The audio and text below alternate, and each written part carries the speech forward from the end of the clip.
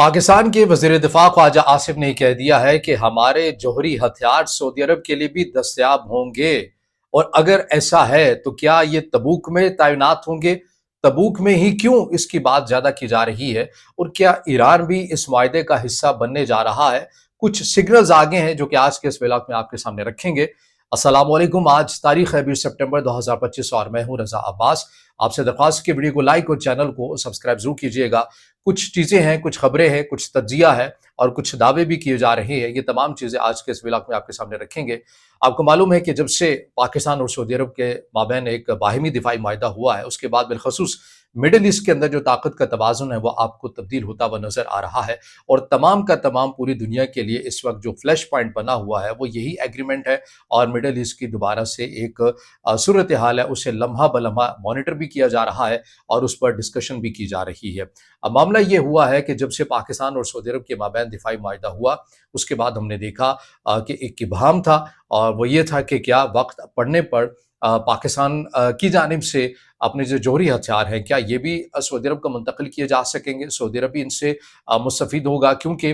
AP news हो, क्योंकि writers हो, इन तमाम मीडिया आउटलेट की जानिब से ये बयान दिया गया था कि एक न्यूक्लियर अम्ब्रेला बहरहाल मिल चुकी है सऊदी अरब को। और इसमें राइटर्स के अंदर जो एक इंटरव्यू भी छपा था, जिससे मुतल्लिक हमने आपको पिछले व्लॉग के अंदर भी बताया था कि एक सऊदी हुकाम की जानिब से अपना नाम ना ज़ाहिर करने की शर्त के ऊपर ये बताया गया था कि जब उनसे ये सवाल पूछा गया क्या पाकिस्तान के जौहरी प्रोग्राम भी इस मुआहदे के अंदर शामिल होगा, क्या वो भी सऊदी अरब को मिल सकता है, तो उसके ऊपर सऊदी हुकाम की जानिब से कहा गया था कि इस मुआहदे को पढ़िए, इसमें तमाम तर चीज़ें शामिल हैं। अब जो पाकिस्तान के वज़ीर दिफ़ा ख्वाजा आसिफ की जानिब से जो स्टेटमेंट सामने आई है, जिसमें ये कहा गया है कि हमारी जो एटमी सलाहियत है ये सऊदी अरब के लिए भी दस्तयाब होगी, इसमें एक टेक्निकल लफ्ज़ इस्तेमाल किया गया। उसका क्या मतलब है वो मैं आगे चलकर आपके सामने रखूंगा, फिर आपको समझ में आएगा कि आया क्या पाकिस्तान मुंतकिल करने लगा है जौहरी हथियार। उससे आपको जो सिचुएशन है ये क्लियर होती हुई नजर आएगी। लेकिन इसमें जो एक और पॉइंट हमारे सामने आया है वो ये है कि GCC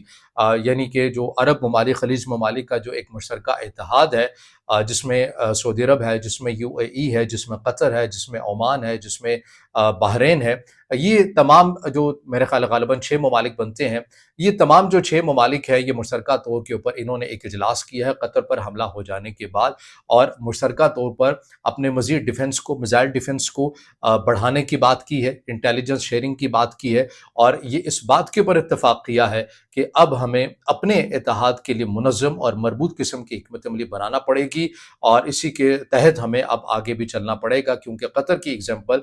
इन तमाम ममालिक की जानिब से नोट कर ली गई है, और इन्हें मालूम हो गया है कि अगर कतर तक ये मामला आ चुका है तो कल को ये हमारे घर तक भी मामला आ सकता है। इससे आप अंदाज़ा लगाइए कि इस वक्त मिडिल ईस्ट के अंदर किस हद तक आपको बड़े पैमाने के ऊपर हलचल मिलती है। तो जहाँ पर GCC मुतहरिक हो गया है, तो वहाँ पर जो माजी के दुश्मन थे या जिनसे इख्तलाफात थे, वहाँ से भी दोस्ती के पैगामात या नए सिग्नल्स आना शुरू हो चुके हैं। मैं बात यहाँ पर कर रहा हूँ लेबनान की एक मुसल्लह तंजीम की, जिसे आलमी सतह पर ज़ाहिर है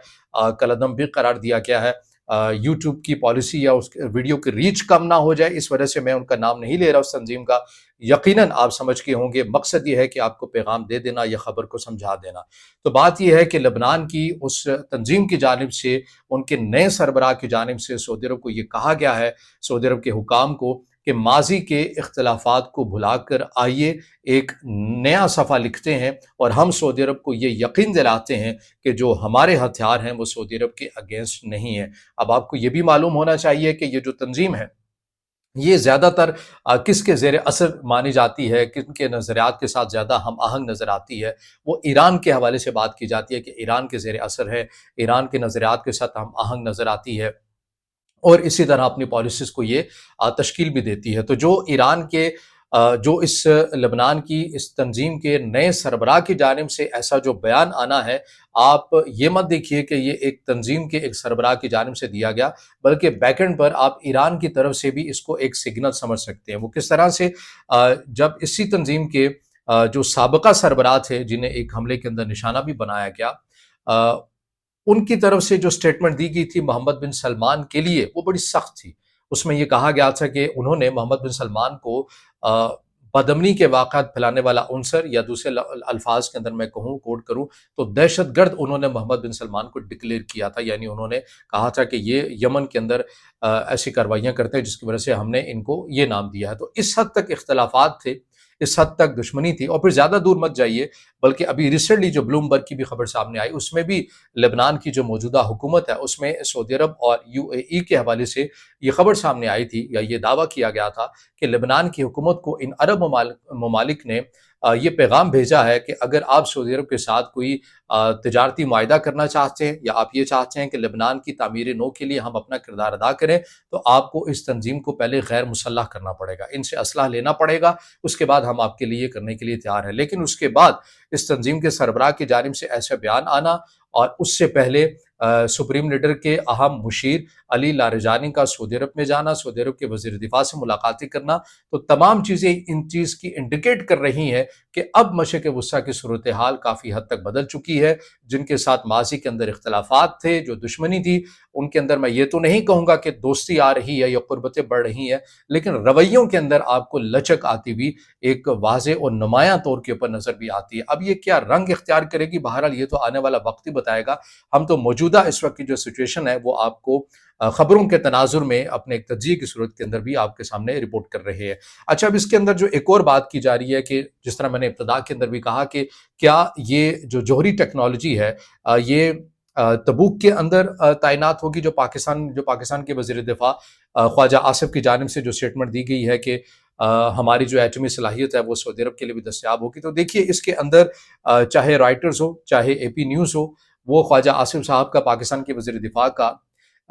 ایک جو سٹیٹمنٹ ہے اسے ان لفظ کے اندر بیان کر رہے ہیں کہ ول بی میڈ اویلیبل کی بات کی گئی ہے۔ یعنی یہ نہیں کہا گیا، کہیں بھی یہ نہیں کہا گیا کہ ہم ٹرانسفر کریں گے، ہم منتقل کریں گے، ہم تبوک میں یہ تعینات کریں گے۔ اچھا، تبوک کی بات اس لیے کی جا رہی ہے کہ اس میں ظاہر ہے اگر آپ تبوک سے اسرائیل کا فاصلہ دیکھیں تو تل ابیب تک 400 سے 450 کلومیٹر فضائی فاصلہ یہ بنتا ہے، اور ایلات کا 244 یا 246 کے قریب بنتا ہے۔ تو اس لیے سوشل میڈیا کے اندر یہ باتیں بہت زیادہ تیزی کے ساتھ گردش کر رہی ہیں کہ پاکستان جو ہے وہ ممکنہ طور پر اپنی جو ایٹمی یا جوہری ٹیکنالوجی ہے وہ سعودی عرب کو منتقل کرے گا، اور سعودی عرب کے اندر تبوک میں منتقل کرے گا، کیونکہ اسرائیل وہاں سے بہت قریب ہے۔ اس خبر کے اندر یا ان دعووں کے اندر ہم نے بہت سرچ کی، اس خبر کو جانچا، اسے سمجھنے کی کوشش کی، مگر کہیں بھی ہمیں واضح طور کے اوپر سرکاری سطح کے اوپر نہ ہی کسی پرسنالٹی کی ایسی کوئی اناؤنسمنٹ ہمارے سامنے آئی ہے، اور نہ ہی کسی مین سٹریم میڈیا کی جانب سے یا بین الاقوامی یا قومی یا سعودی عرب کا حتیٰ کہ جو نیشنل میڈیا ہے اس کی جانب سے بھی اس خبر کی کوئی ہمیں تصدیق نظر نہیں آتی ہے۔ تو آپ یہ کہہ سکتے ہیں کہ فی الحال یہ ایک عوامی جو جذبات ہیں ان کی ایک ترجمانی یا ان کے تناظر میں تو ایک رنگ ہمیں نظر آ رہا ہے، لیکن اس کے اندر حقیقت نہیں ہے۔ اب یہ دعویٰ ہے، اس کے اندر کسی قسم کی تاحال ابھی تک کوئی صداقت نہیں ہے، یا اس سے جڑی جو اب چیز آئے گی وہ بھی یقیناً آپ کے سامنے رکھیں گے۔ تو یہ جو بات خواجہ آصف صاحب کی جانب سے کی گئی ہے کہ will be available, will be made available, اس کے اندر جو چیز ہے وہ منتقل کرنے کی بات نہیں ہے۔ منتقل کے اندر ظاہر ہے پاکستان بھی یہ بات سمجھتا ہے، سعودی عرب بھی یہ بات سمجھتا ہے کہ منتقل کرنے کے اندر بہت زیادہ بین الاقوامی جو قوانین ہیں وہ آڑے آ جاتے ہیں، اور اگر پاکستان نہ صحیح لیکن سعودی عرب کم از کم یہ چاہے گا کہ وہ بین الاقوامی جو رولز ہیں ان کو نہ توڑے، کیونکہ وہ امریکہ کا ابھی بھی بہت بڑا اتحادی ہے، اور امریکہ کی اور سعودی عرب کی جو ایک دفاعی تجارت ہے وہ تقریباً 75 ارب ڈالر کے قریب بنتی ہے، یا شاید اس سے بھی زیادہ بنتی ہے۔ یا آپ یوں سمجھ لیجئے کہ سعودی عرب کے پاس جو اسلحہ ہے وہ 80% جو ہے وہ امریکہ کا دیا ہوا ہے، اور مزید بھی ایگریمنٹ جو ہے وہ لائن اپ ہیں۔ تو اس وجہ سے ایسا لگتا ہے کہ سعودی عرب ابھی فی الحال اس حد تک نہیں جائے گا، اور نہ ہی پاکستان اس چیز کا متحمل ہو سکتا ہے۔ ول بی میڈ اویلیبل کا مطلب یہی ہے کہ اس کو ایک نیوکلیئر امبریلا کے طور کے پر رکھا جائے، یعنی ایک میڈیا کے اندر آ کر پیغام دے دیا، تاکہ اگر کوئی ایسا ارادہ رکھتا ہے کہ وہ سعودی عرب کے اوپر حملہ کرے، یا پھر انڈیا پاکستان کے اوپر ممکنہ طور پر کرے، کیونکہ کل ہی